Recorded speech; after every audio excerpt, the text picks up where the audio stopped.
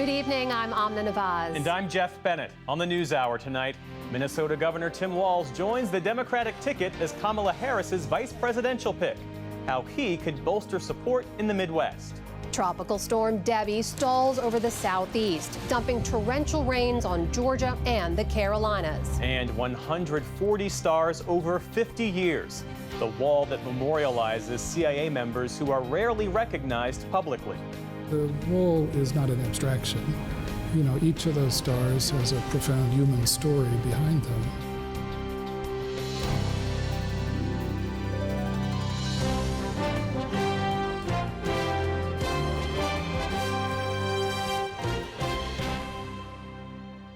Major funding for the PBS NewsHour has been provided by the ongoing support of these individuals and institutions, and friends of the NewsHour, including Kathy and Paul Anderson, and Camilla and George Smith. The John S. and James L. Knight Foundation, fostering informed and engaged communities. More at kf.org. And with the ongoing support of these individuals and institutions.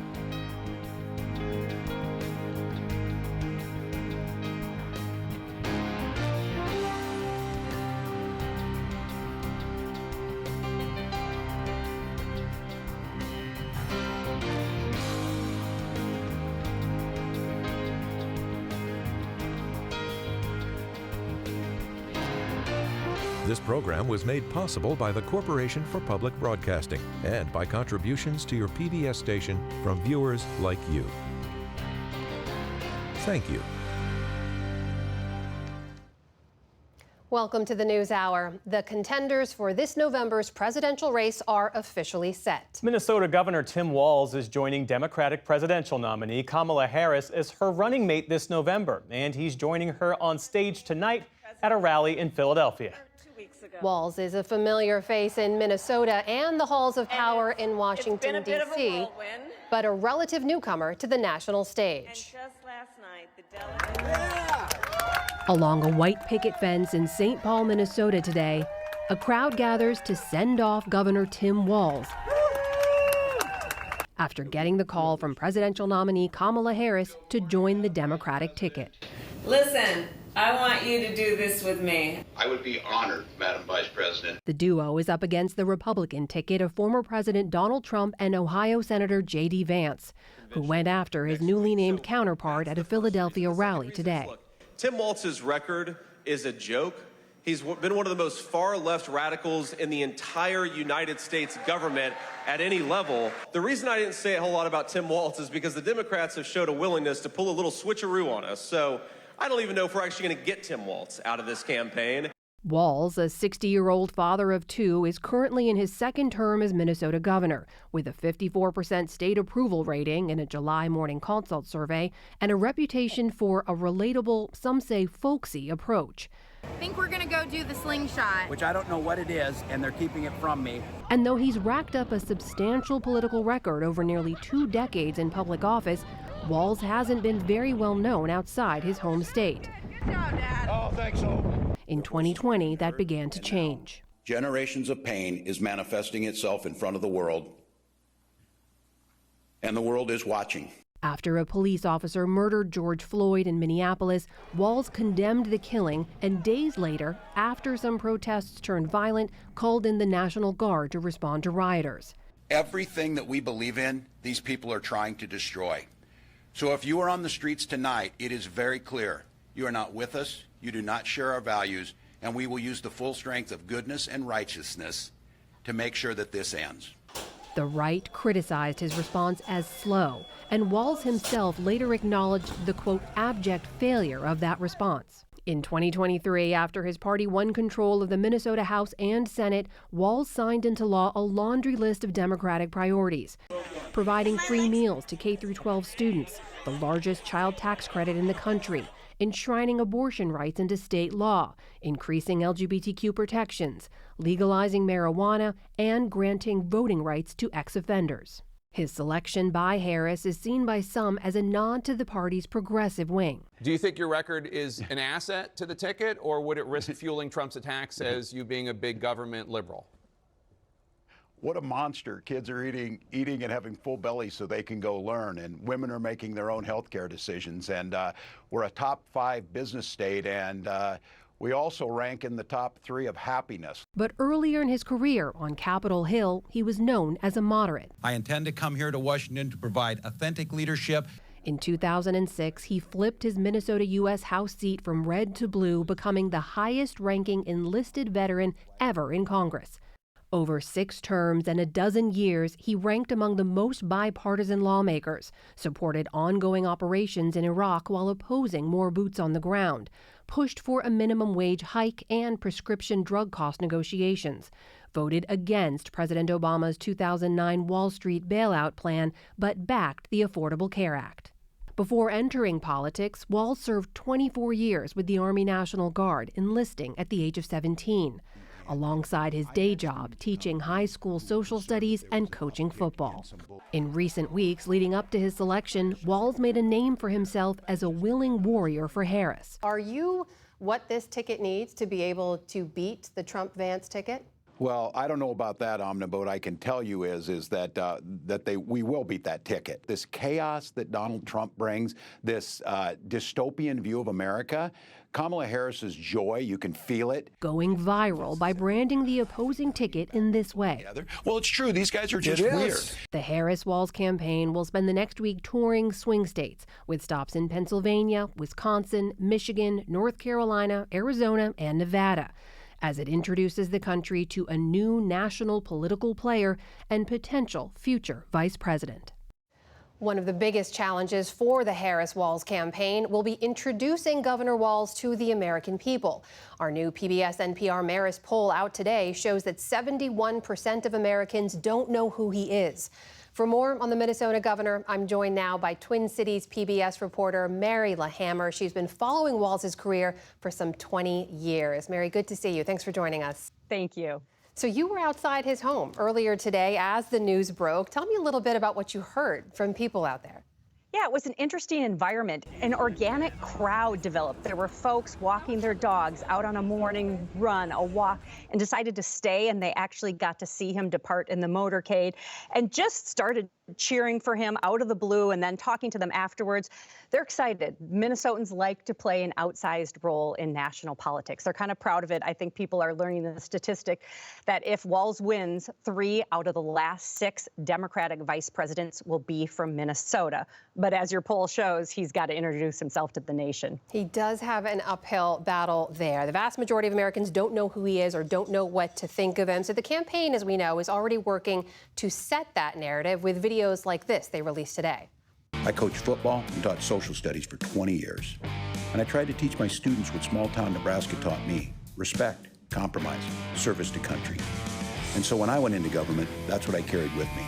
So, Mayor, you have covered him for some 20 years. What's the headline here for what people need to know about who is Tim Walz? Yeah, I'll go back to his very first run for office. And I remember some trusted sources saying, you got to get down to this rural Republican district where this football coach is actually making a race of it and, eventually flip the seat. I went back and studied that debate and tried to kind of ascertain how much he has changed. And it was interesting to me to see that he is still kind of was the fearless, self-effacing, but aggressive, quick on his feet. So he's been able to debate and really pivot for a long time, but introducing himself to a national audience will be new. He's used to the Minnesota press corps.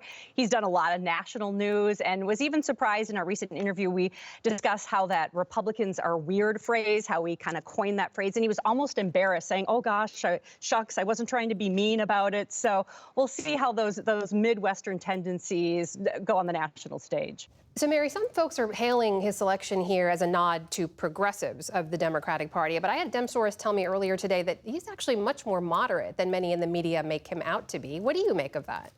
It depends which office you're talking about. When he was a member of Congress from a rural, previously Republican district, he was much more of a moderate. Then when he became governor for the state, and his lieutenant governor, Peggy Flanagan, definitely took him in more of a progressive stance. And then he got an all-Democratic legislature, so ended up passing just a very large list of highly progressive items. So some folks say, was it a bait and switch? He originally ran on this concept of one Minnesota. We are still probably rather divided here. Well, he is relatively popular at the state level, right? He has a 54% approval rating in Minnesota. What do his critics there say about him? And could any of those become vulnerabilities on the national stage? Yeah, a good portion of his time in office as governor has been in front of a divided legislature. He recently had the all-Democratic trifecta, but before that, he had a lot of critics, and he had a hard road in divided government. Minnesota's a state, 4 Democrats, 4 Republicans in Congress. We're slightly purple, and folks here are very critical of his time during the pandemic in particular. We had a lot of lockdowns. Of course, we had the riots following George Floyd's murder, and we're very critical of him being slow to send the National Guard out. Also during the pandemic, we had the largest fraud in the Feeding Our Future fraud case. I think the governor will probably be talking about the fact that those cases have been brought to justice, and there have been convictions in both of those instances. Big week for Minnesota. We know you'll be covering his career moving forward as well. That is Mary LaHammer of Twin Cities PBS joining us tonight. Mary, thank you. Good to see you. Thank you. Minnesota Senator Amy Klobuchar has known Governor Walz and worked with him for years, and she joins us now. Welcome back to the NewsHour. Well, thanks, Jeff. It's wonderful to be back on. Most voters are only now getting to know about Governor Walz and his background. You know him well. You were with him last night, in fact, at a private fundraiser for the Harris campaign. In your view, what are his strengths? How does he boost the ticket? He's someone that is heartland all the way. He grew up in Nebraska in a farm, came out to Minnesota, signed up for the National Guard at age 17, and then he became a teacher, taught geography, always good to know in Washington, and then a high school football coach, and then went on to serve in the Guard, and in 2006 ran for Congress. And I think some of this gets lost in all the stories, but he was actually, in one Congress, in the top 10 of bipartisan members of Congress, served on the Vets Committee, the Ag Committee, did a lot on veterans suicides and a lot on veterans issues in general, and was very well liked in Congress. And from there ran for governor.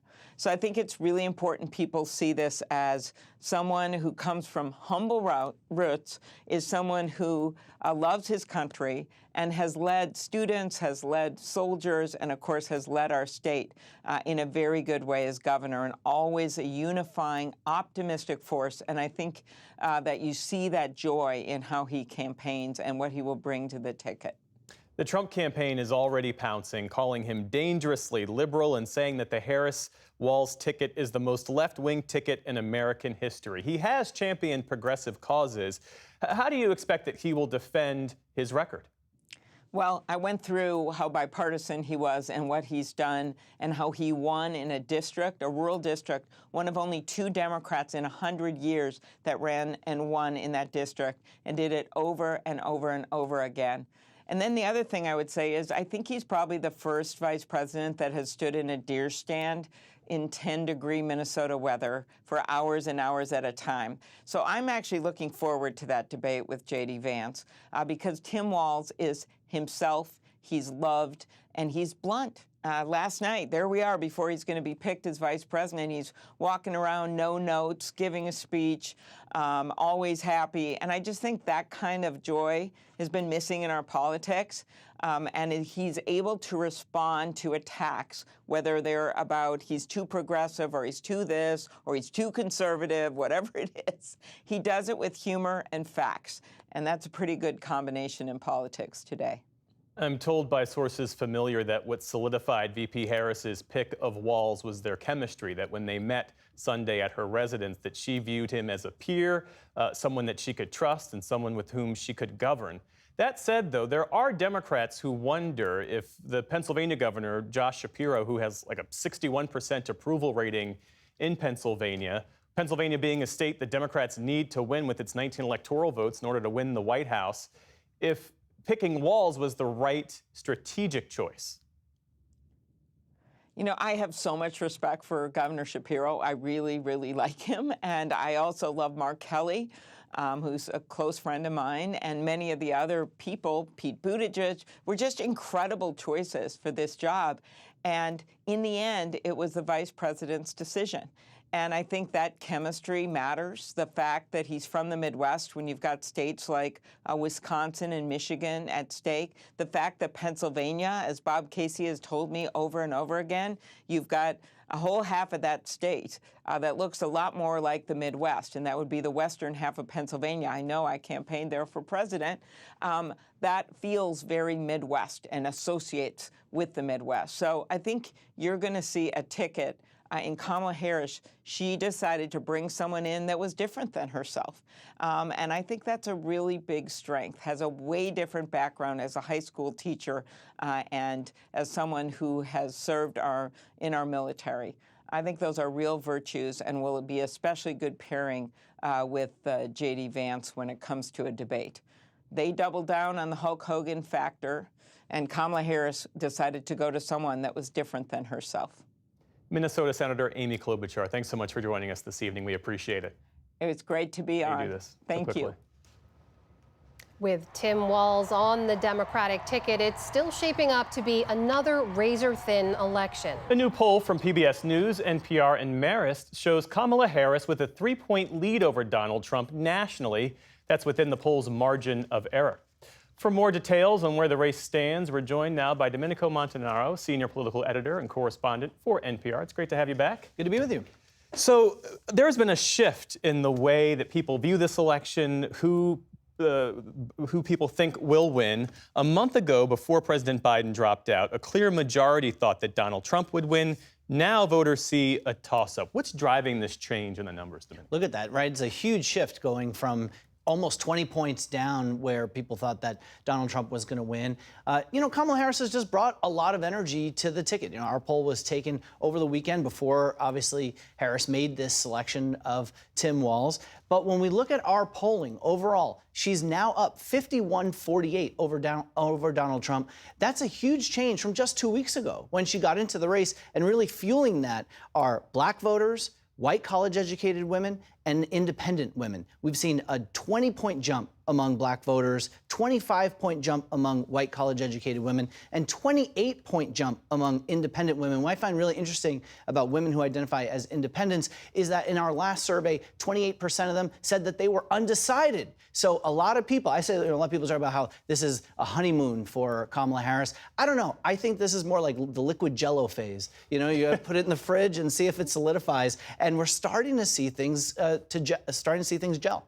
Jell-O metaphor is always so relatable. Let's look at the bigger picture here, though, right? You have a new battleground map that NPR is out with just today. There are just 3 states that you consider to be true toss-ups right now, the so-called blue wall states, Wisconsin, Michigan, and Pennsylvania. So, Domenico, walk us through here. What are the potential paths to victory for the campaign? Well, the national poll is great, right? But when we talk about what wins in the election, it is these key battleground states. And really, it's split into 2 categories. You've got the 3 states that are pure toss-ups in Pennsylvania, Wisconsin, and Michigan, which make up the blue wall, right? If Kamala Harris wins each of those 3 states, then she's most likely going to be president of the United States. Now, she also has a path with the Sun Belt states where Arizona, Nevada out west, Georgia, North Carolina in the east. If she were to maybe add one of those, she could do a little bit worse in the Sun Belt or in the blue wall and still be able to pull it off. For Donald Trump, though, he really needs to win those Sun Belt states, all 4 of them.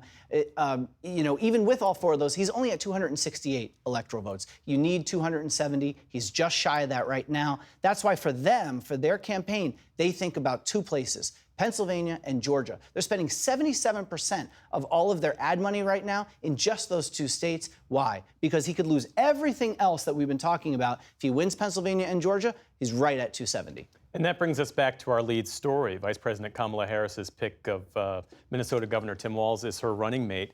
As we've been saying, the vast majority of Americans, based on our polls, don't know much or really anything about him. Of course, that's what campaigns are for, to help define the candidate. What does this pick do to change the race? Well, you know, the geography teacher is going to love our map, I'm sure, but, you know, 71% of people are saying that they don't know who he is or don't have an opinion about him. So these next 2 weeks between now and the Democratic Convention are going to be huge when it comes to what people think about the Harris-Walz ticket and whether or not they want that versus what we saw at the Republican National Convention, which was Donald Trump and J.D. Vance, his running mate, who has not had a good rollout whatsoever. When you look inside our poll, when we asked the favorability ratings of J.D. Vance, 55% of independents say that they have an unfavorable opinion of J.D. Vance. It's why even Donald Trump himself is saying, look, nobody cares about who the vice president is. Domenico, we also know elections are about issues, right? So what does this new poll tell us about how people view the issues when it comes to this new Democratic ticket? Well, I think it's really interesting because, you know, for a while, Joe Biden was really tied to the economy, right? And Donald Trump had a 9-point advantage in our June survey over Donald Trump over Joe Biden on who do you trust most to handle the economy. Kamala Harris doesn't seem to have that sort of sticking to her as much because she is only down 3 points on the economy to Donald Trump. That's a pretty big deal, especially when the economy, as we know, is really so determinative in so many places for so many undecided voters. On immigration, she's actually gained a few points there as well. So it seems like voters right now are kind of hitting the pause button a little bit, and they're going to judge for themselves what they think about Kamala Harris and her policies, along with Tim Walz, compared to what they already felt really cemented in these views about Joe Biden. In the minute we have left, what other top lines stood out to you in this poll?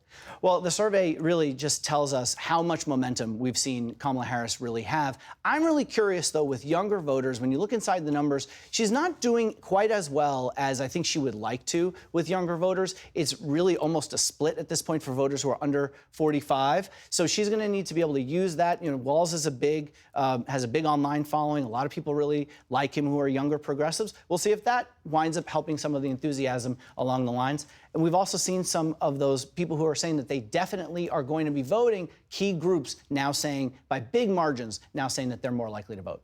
Domenico Montanaro, always great to see you. Thanks so much. You too, thank you.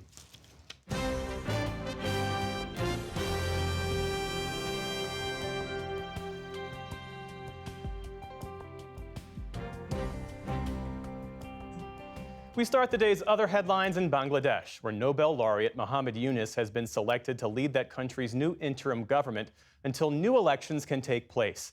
The 84-year-old microfinance pioneer is widely respected in Bangladesh. His appointment comes a day after longtime Prime Minister Sheikh Hasina resigned and fled the country following weeks of protests that left nearly 300 people dead. On the streets of the capital today, a sense of calm returned to the once violent streets. Students stepped in to direct traffic while police went on strike to protest violence against officers during the unrest. An Israeli military raid today in the occupied West Bank killed 10 Palestinians amid increasing fears of a larger war in the region. 10 others were wounded. Meantime, to the north,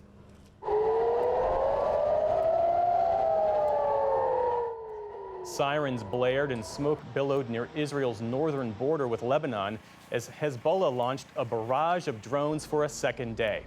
Israel fired rockets in response. At least 19 people were hurt. In a televised address, Hezbollah's leader, Hassan Nasrallah, vowed more violence against Israel for its recent strike in Beirut that killed a top commander there. After the assassination of the martyr leader Syed Fuad, Hezbollah also sees itself obligated to respond. And Iran will respond. And Hezbollah will respond. Our response, God willing, will be strong, influential, and effective.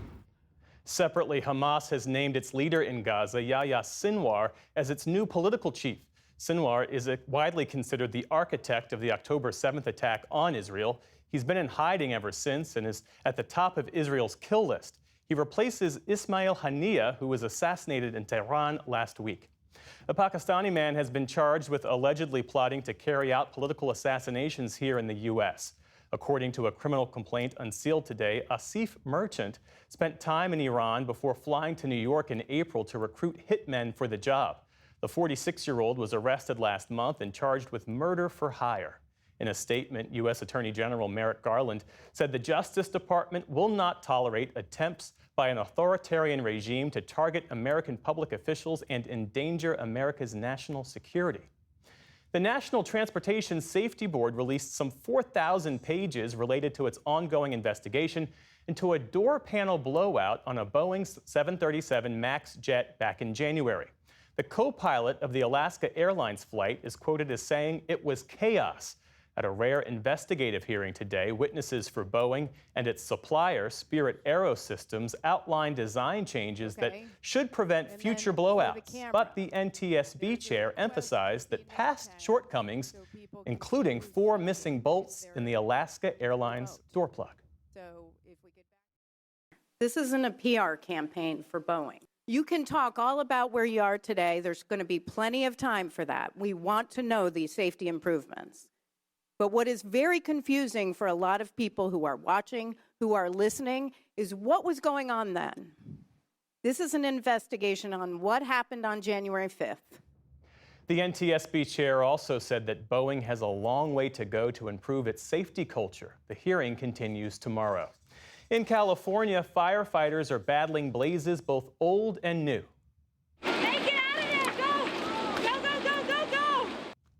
The Edge Hill fire in San Bernardino, east of Los Angeles, erupted on Monday afternoon. Some residents had just minutes to evacuate before flames ignited hillsides and completely engulfed homes. As of earlier today, that fire was 75% contained. Hundreds of miles to the north, the Park Fire has been wreaking havoc since late July and is still only 34% contained. It's the 4th largest fire in California's history and has burned more land in the state than all of last year's fires combined. Bloomberg Philanthropies is donating $600 million to the endowments of 4 historically black medical schools. Founder Michael Bloomberg announced the funds at the annual convention of the National Medical Association, a group that advocates for African American physicians. Almost half of black physicians graduate from the 4 historically black medical schools, and the donations will more than double the size of 3 of the school's endowments. On Wall Street today, stocks recovered some after Monday's sell-off. The Dow Jones Industrial Average added nearly 300 points, but closed off its highs of the day. The Nasdaq rose 166 points, or about 1%. The S&P 500 also added 1% on the day. And we have the day's Olympic headlines now, which include some gold medals and some spoiler alerts. The track and field finals in Paris today quickly turned into a golden hour for Team USA. In the men's 1,500 meters, Cole Hocker pulled off a stunning upset, beating a competitive field and topping his own personal best by 3 seconds. Just a short time later in the women's 200, Gabby Thomas sprinted her way to gold after a 3rd-place finish at the last Olympics. Meantime, on the soccer field, Sophia Smith sent the U.S. women's soccer team to the finals after scoring the winning goal against Germany in extra time. They'll face Brazil for gold on Saturday. So as of this evening, the U.S. has racked up 86 medals overall, well ahead of the next best, which is China. Still to come on the NewsHour, a new initiative tries to improve health by bringing care to patients. A rare look at the personal stories behind the stars on the CIA Memorial Wall. And a well-known chef takes his taste buds global in a new TV series.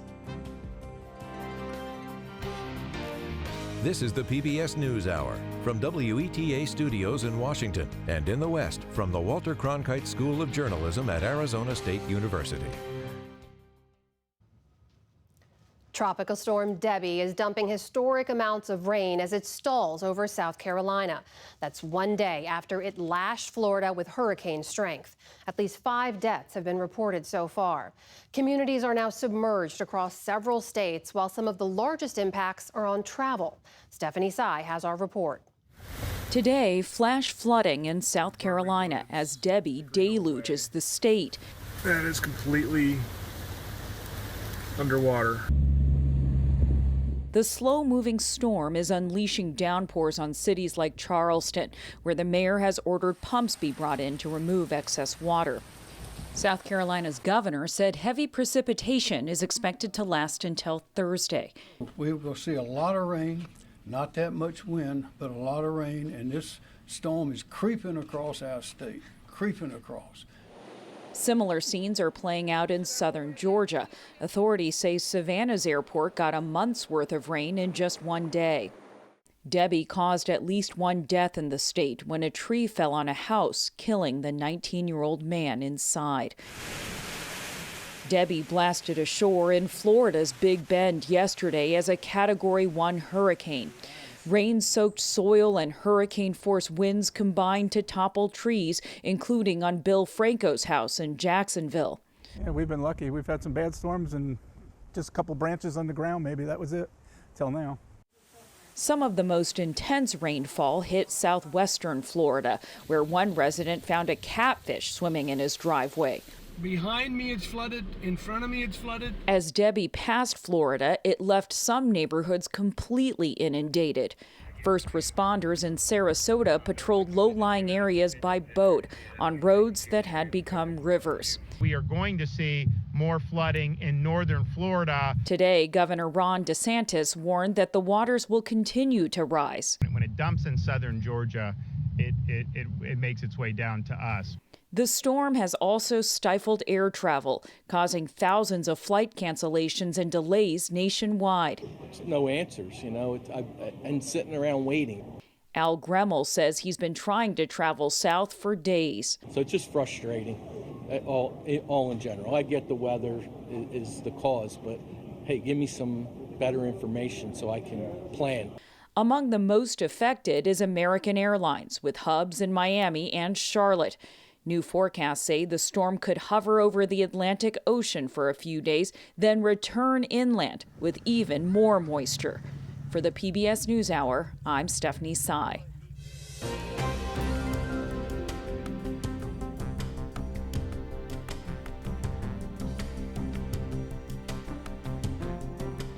In the city of Baltimore, 94% of residents there have some form of health insurance, yet many face alarming disparities, including higher rates of chronic diseases and shorter lifespans.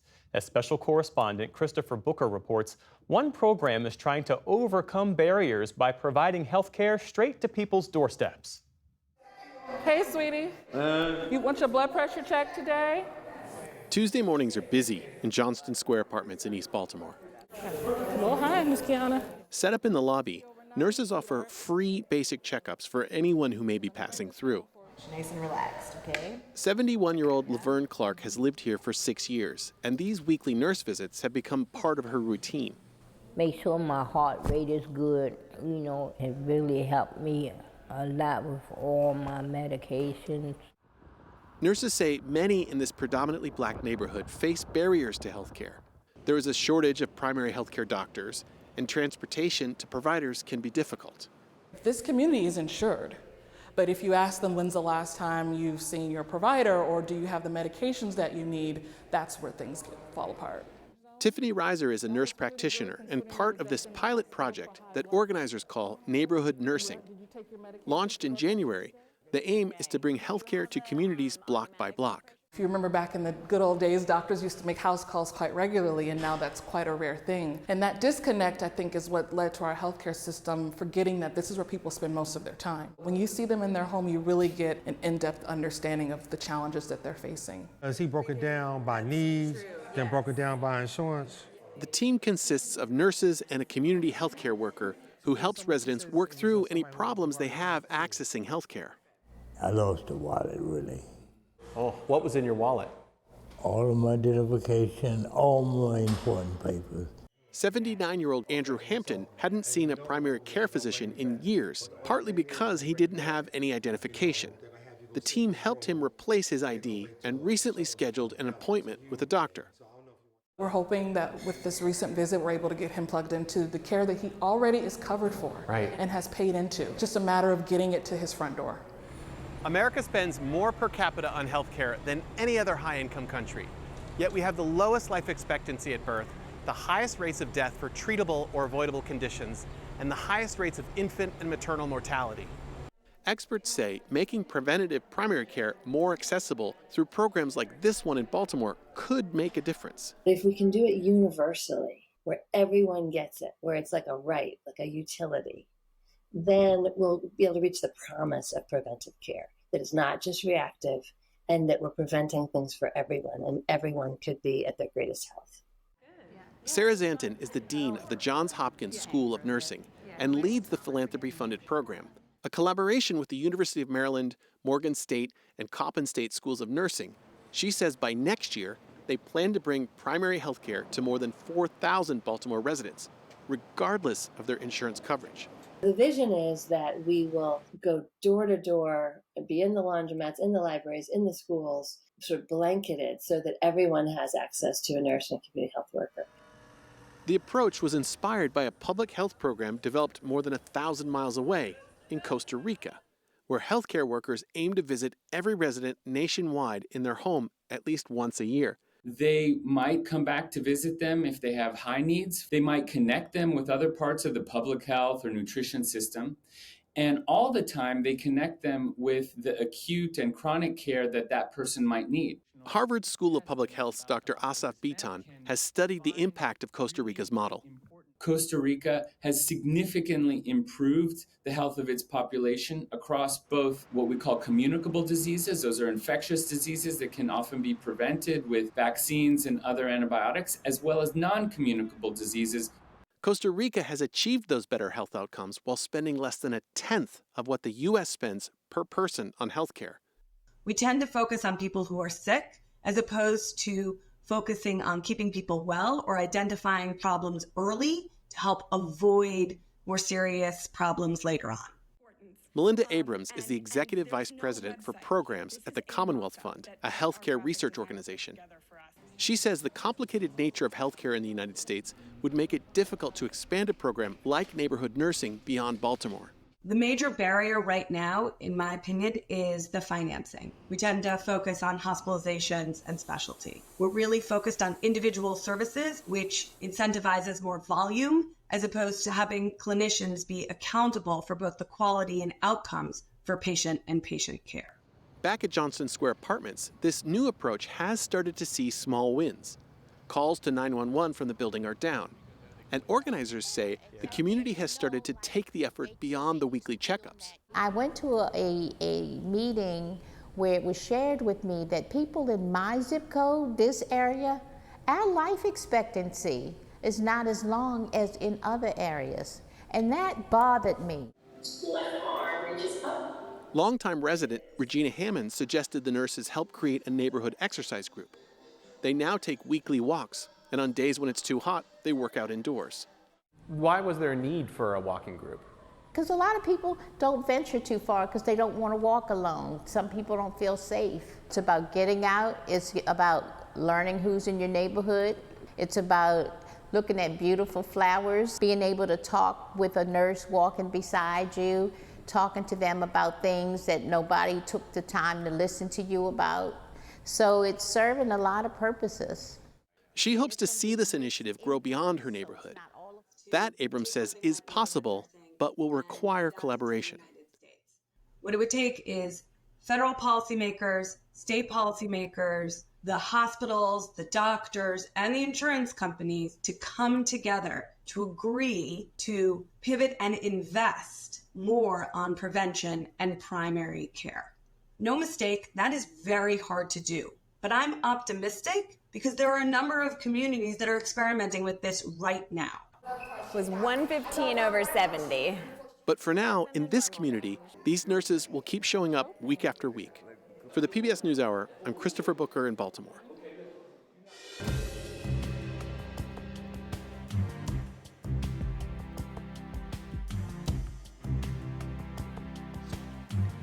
"50 years ago, the Central Intelligence Agency unveiled a memorial to CIA members killed in service to the country. It was first established with typical institutional quiet in the original headquarters lobby. Today, the memorial wall has become hallowed ground. Nick Schifrin has this rare look from Langley, Virginia. It is the intelligence community's most solemn sight. 140 stars carved into Alabama marble. A permanent memorial, each star, one life lost. But also a nameless collective commemoration of sacrifice. Killed CIA members get the same star no matter their seniority. And each star, born from this Virginia studio. Tim Johnston carves a replica destined for the fallen's family. Using the same decades-old stencil, leading with perfect symmetry to a single central point. Johnston has been carving the memorial wall stars for 35 years.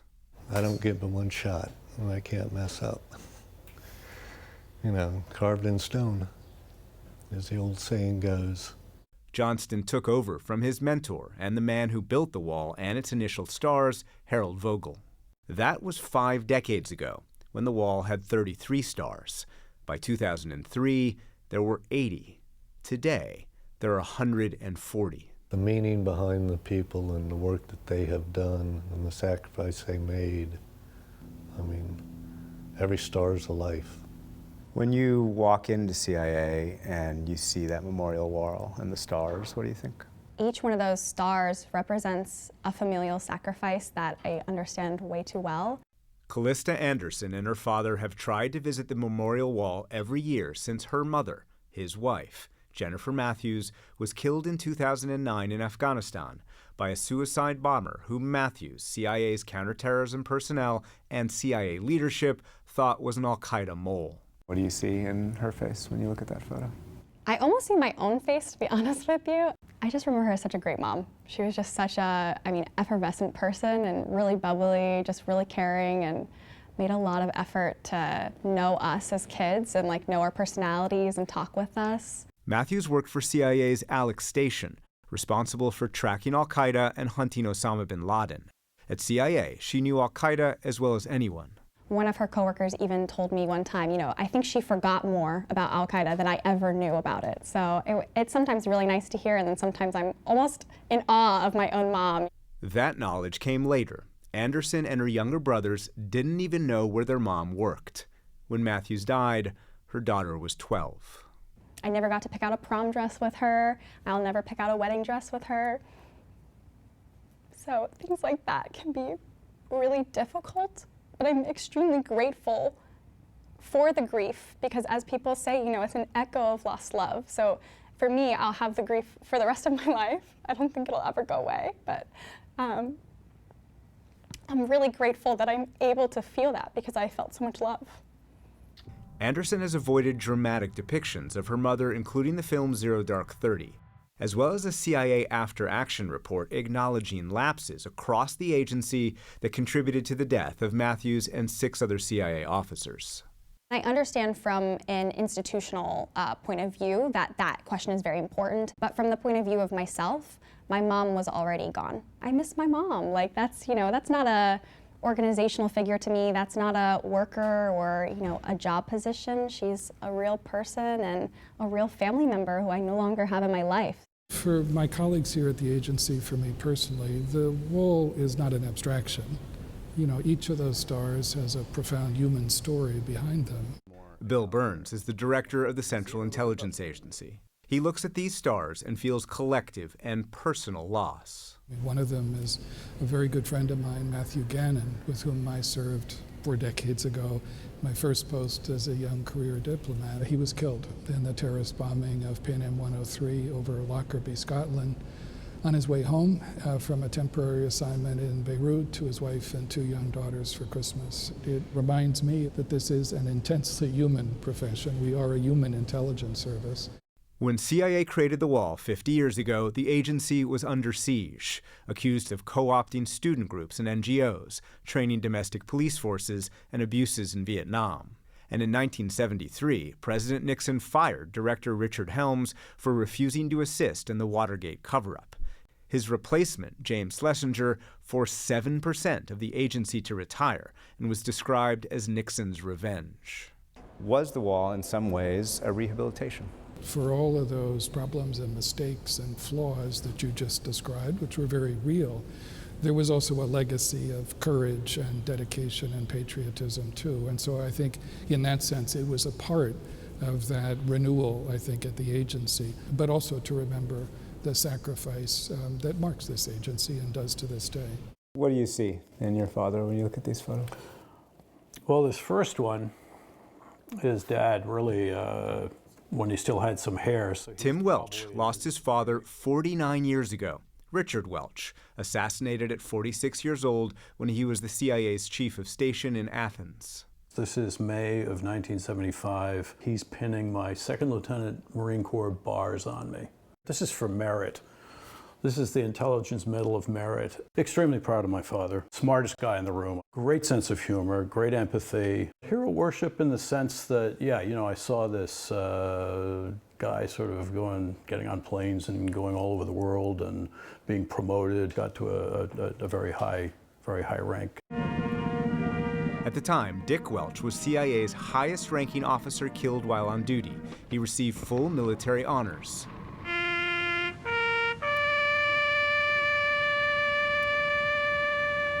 And was buried in Arlington National Cemetery, normally reserved for the military.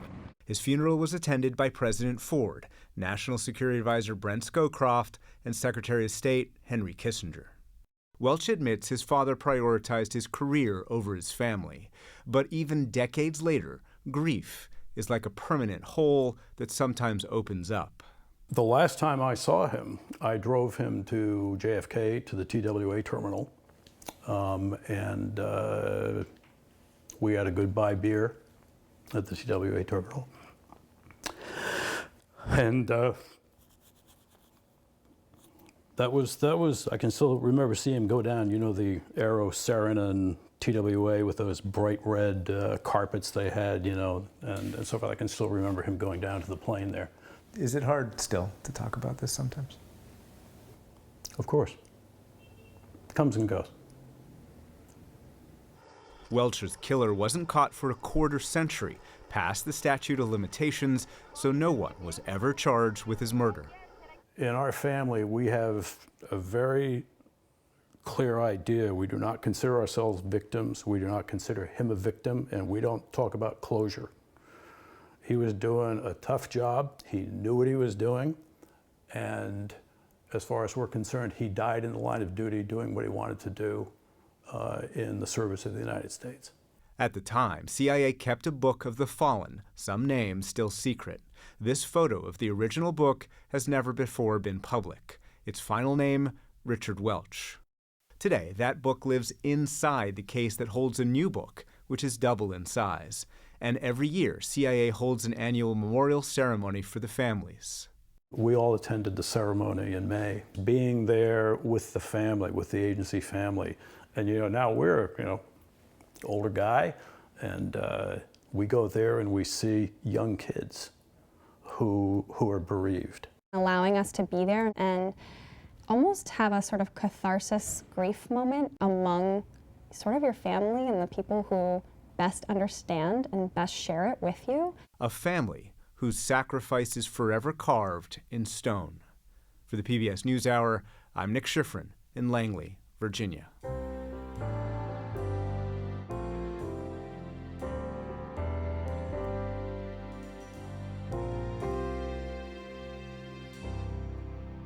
It's a tasting menu at the highest possible level. The Copenhagen restaurant Noma has helped transform the world of fine dining with a focus on hyperlocal foods prepared and presented with extraordinary care.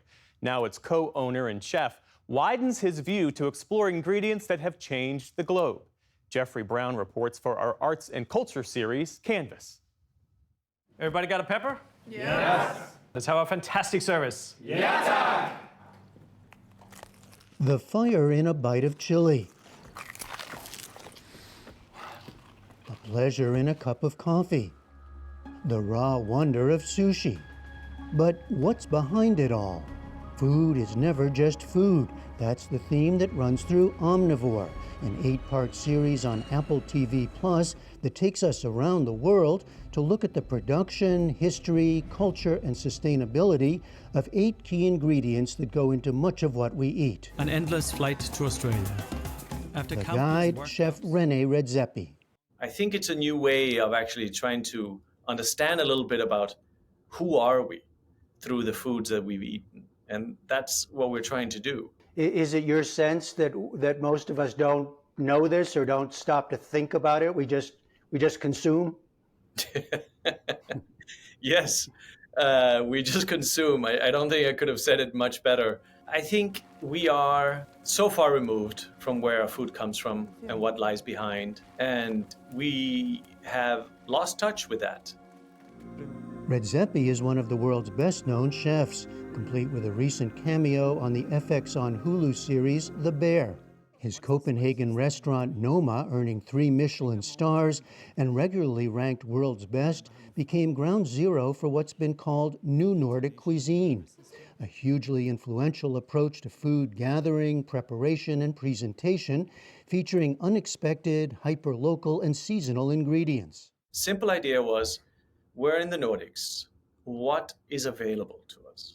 And we discovered this new treasure trove of ingredients, particularly wild foods. And we found seagrass that tastes like coriander. There was roots of trees that tasted like cinnamon. Flavors that were, exotic to the average Danes, but they were right there underneath our feet. That whole thing fueled like a lifetime of curiosity. Omnivore, a collaboration with food journalist Matt Goulding and filmmaker Kari Fukunaga, explores how once local ingredients rose to global scale. There's 1 ingredient per episode: chilies, tuna, salt, bananas, pork, rice, coffee, corn. We're trying with the show to just give people an inspiration to want to try to understand more about the everyday things that we eat and just how mind-blowing it is and how many wonderful stories and people lies behind the everyday stuff like a cup of coffee or a bowl of rice. Arthur Karoletwa has made it his life's mission to fight for the people who produce our coffee. Mind-blowing, too, in the geopolitical, economic, and environmental impacts these ingredients have had in the past and that continue in various forms today, as the Global Food Network changes local cultures and lessens food variety.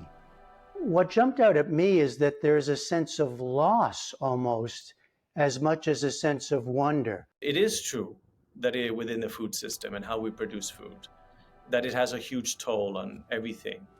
And it is true that the craftspeople, they are disappearing slowly. And with that, some of our culture get lost, and I believe some of the very essence of who we are get lost if we don't remember to celebrate them and value their work. If the appetites of all of us as humans are behind many of the food resource problems you're documenting here, can our appetites be changed? Yeah, I have no doubt that we can change.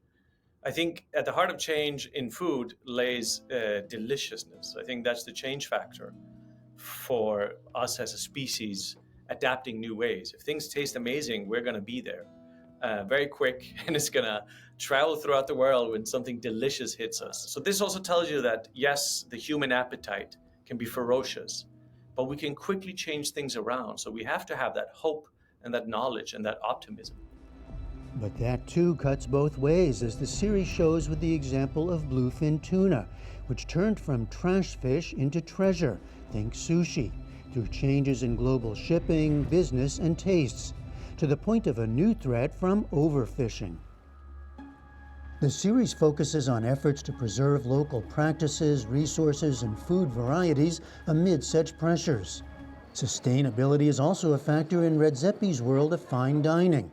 In fact, citing grueling hours, endless workplace demands, and the high costs of the labor-intensive work, he announced last year that despite its critical success, Noma would close as a traditional restaurant by the end of 2024. It will now become a food laboratory to develop, test, and market new flavors and foods. I asked how he sees the role of chefs like himself in changing food awareness and habits. I think for me, I've always believed, and still believe today, that chefs, they are sort of ambassadors for seasonality, for flavor, for the love of a meal. And they act as a sort of almost a community hub where flavor happens. And they spread that into the world. I always believe that they have that impact, and we have that impact. The 8-part series Omnivore is now streaming. For the PBS NewsHour, I'm Jeffrey Brown.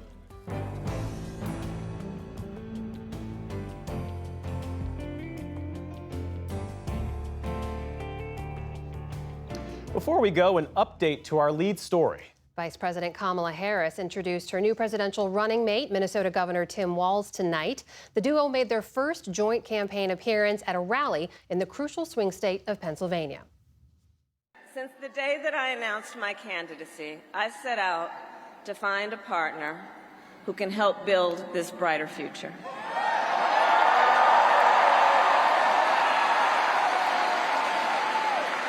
A leader who will help unite our nation and move us forward. So, Pennsylvania, I'm here today because I found such a leader.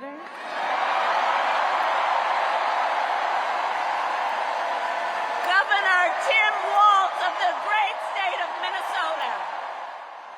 I couldn't be prouder to be on this ticket and to help Vice President Harris become what we all know is very, very good for us to think about. Next President of the United States of America. The Harris-Walz campaign says it's raised more than $20 million since this morning's announcement. And that is the News Hour for tonight. I'm Amna Nawaz. And I'm Jeff Bennett. For all of us here at the PBS NewsHour, thanks for spending part of your evening with us. Major funding for the PBS NewsHour has been provided by Consumer Cellular. This is Sam. How may I help you? This is a pocket dial. Well, somebody's pocket. Thought I'd let you know that with Consumer Cellular, you get nationwide coverage with no contract. That's kind of our thing. Have a nice day.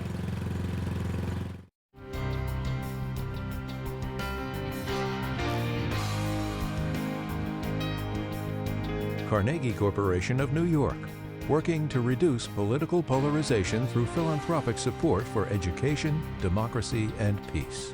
More information at carnegie.org. And with the ongoing support of these institutions.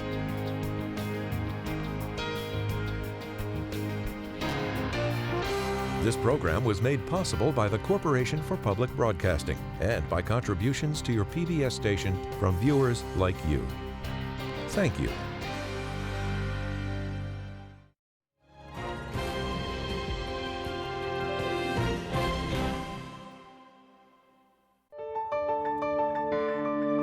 You're watching PBS.